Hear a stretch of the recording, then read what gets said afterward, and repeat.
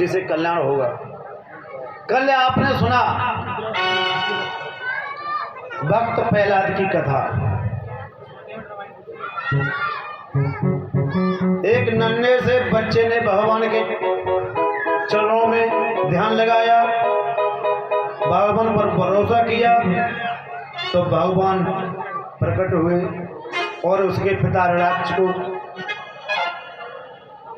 मारा। और भगवान जिसको अपने हाथों से मारते उसे अधोगति नहीं, भगवान खुद स्वयं उसे मिला लेते। ये कथा आपने सुना कर। अब हम आपको अष्टम स्कंद की ओर ले जाते हैं।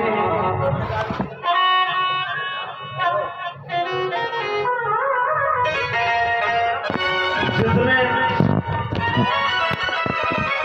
परम मंगल में भगवत स्वरूप श्रीमद् भागवत महापुराण के अंतर्गत जो अष्टम स्कंद है उसमें मंत्रों का निरूपण किया गया है। सत्य, त्रेता, द्वापर, कल्याण चारों युग जब 1,000 बार व्यतीत होते हैं तब ब्रह्मा जी का एक दिन होता है। कब होता है? जब चारों गांव का 1,000 वर्ष व्यतीत जाते हैं तब ब्रह्मा जी का एक दिन होता है। और ब्रह्मा जी के एक दिन में 14 मनवंतर होते हैं। उसमें आता है नंबर 1 स्वाम है,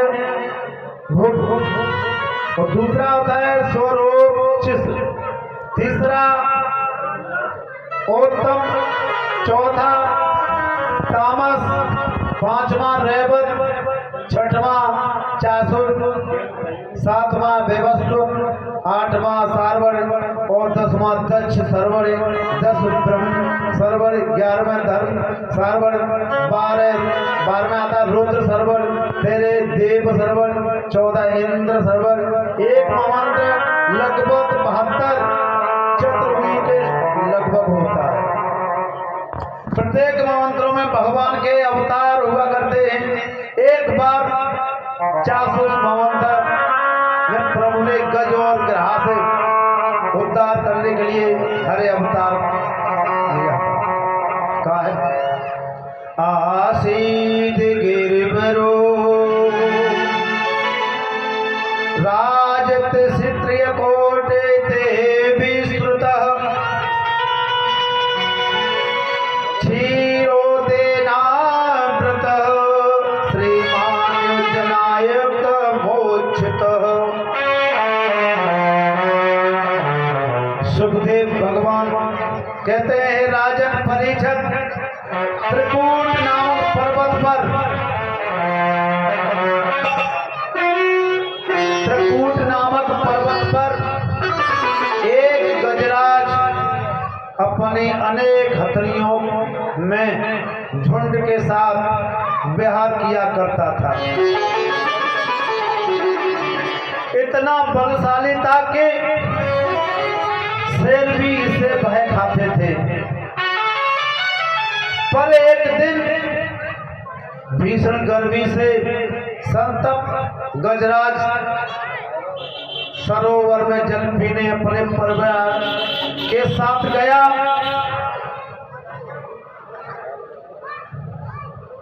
पानी पीकर प्यास को बुझाई, लेकिन गर्मी के कारण उसमें लोटपीट करने लगा। उसी जल में प्रवेश होकर जल क्रीड़ा करने लगा। जल क्रीड़ा जानते हो? परिषदी जल क्रीड़ा, जल का खेल। सोड़ में पानी भरा और दूसरों पे छिड़क दिया, ये वो खेल खेल रहा है, नहा रहा है इस तरह से। जब पानी बहुत ज्यादा मैला होता है तो जल में बैठे हुए एक ग्राहक को क्रोध आ गया। उसने आकर गजराज का पैर पकड़ लिया। पहले चला गया। जब गजराज के अतिक को देखा तो गज उसके पैर को खींचने लगा।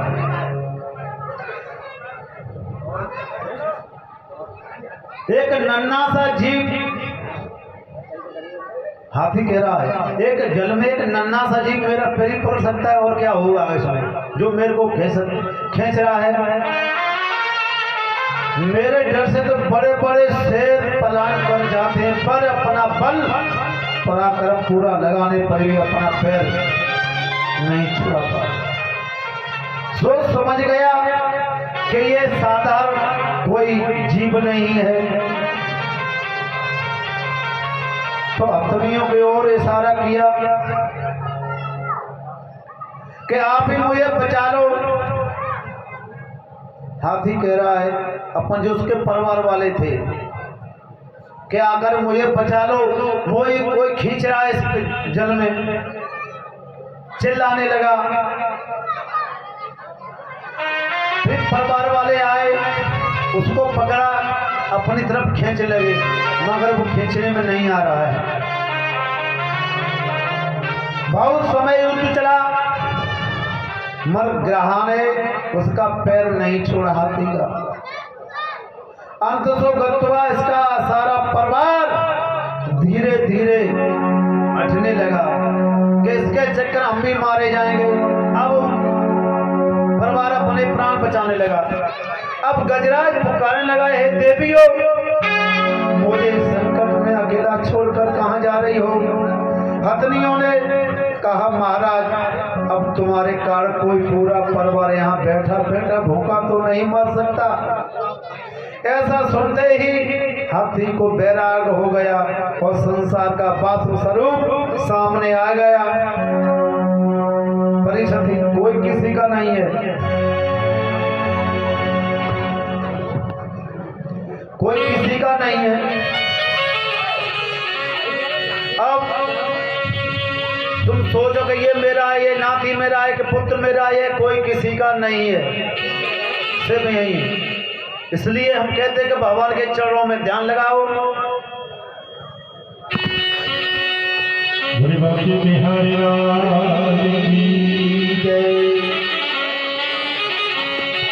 मुझे मेरी मस्ती कहाँ लेके आए, मुझे मेरी मस्ती कहाँ लेके आई, मुझे मेरी मस्ती कहाँ